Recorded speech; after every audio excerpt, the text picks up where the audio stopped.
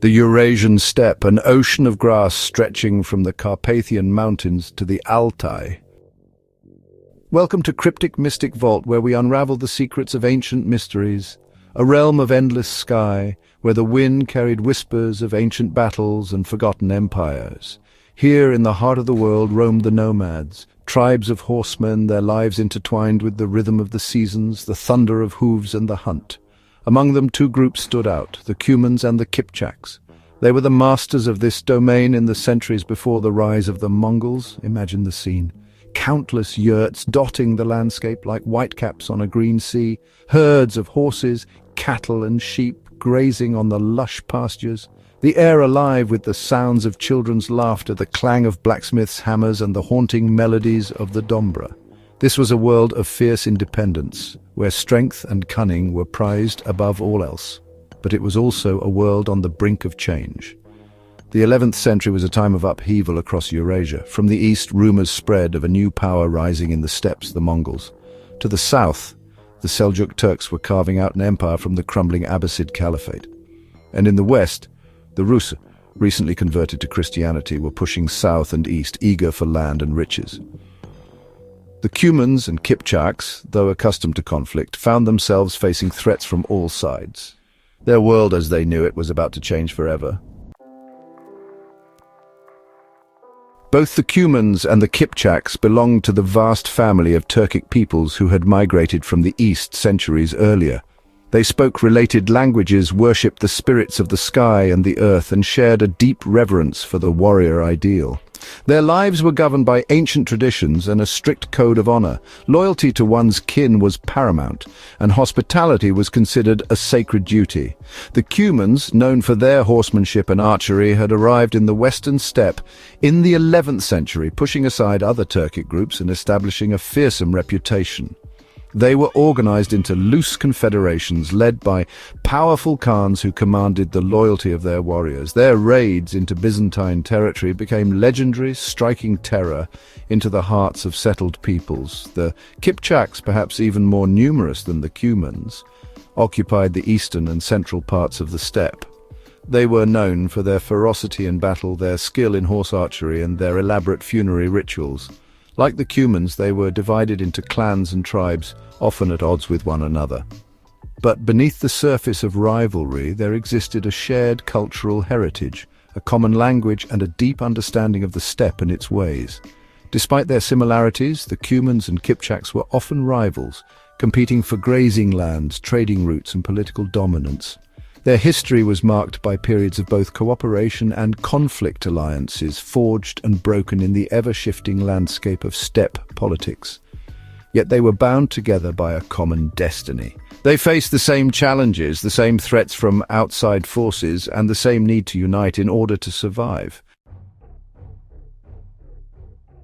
The Eurasian steppe, for all its vastness, was no island. It was a crossroads of civilizations, a place where empires clashed and cultures intertwined. By the 12th century, the Cumans and Kipchaks found themselves caught in a web of geopolitical intrigue that stretched from the Black Sea to the borders of China. To the south, the Khwarezmian Empire, centered in modern-day Uzbekistan, was expanding rapidly.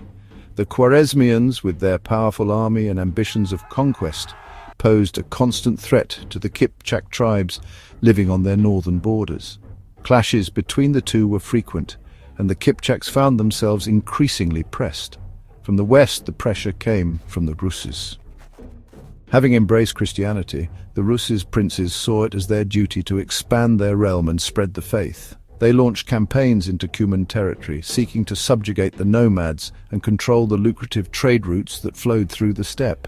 The Cumans fought back fiercely, but the Rus, with their superior numbers and resources, posed a formidable threat. And then from the east came the whispers of a new power on the rise. The Mongols, a nomadic people from the steppes of Central Asia, were uniting under a charismatic leader named Temujin, who would soon be known to history as Genghis Khan.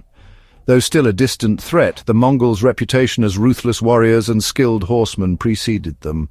Their shadow loomed large over the steppes, a harbinger of the chaos that was to come. Amidst this turmoil, A leader emerged from the ranks of the Kipchaks. His name was Girgen, and his story, though largely forgotten by history, is one of great ambition, diplomatic cunning, and military prowess.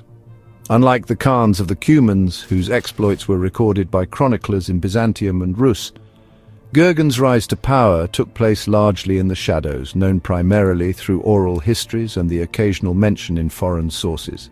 Girgen was born into a time of strife.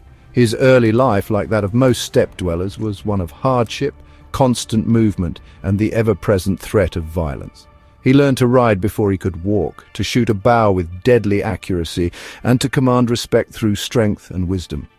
But Girgen possessed something more than just martial skills. He had a vision, a dream of uniting the fragmented Kipchak tribes and forging an alliance with their Cuman kin.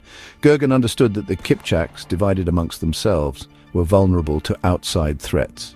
He saw the growing power of the Khwarezmians, the encroaching Rossi, and the looming threat of the Mongols.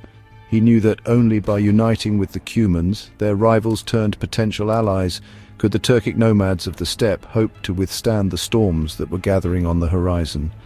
His path to power was paved with both diplomacy and warfare. He negotiated with rival Kipchak leaders, forging alliances through marriage, promises of plunder, and appeals to their shared heritage. He proved himself a shrewd tactician and a courageous warrior, leading his men to victory against both internal enemies and external threats. His reputation grew with each passing year, and soon the name Girgen Khan became synonymous with Kipchak unity and strength. Thank you for watching, and don't forget to like, share, comment, and subscribe for more explorations into the symbols that shape our world.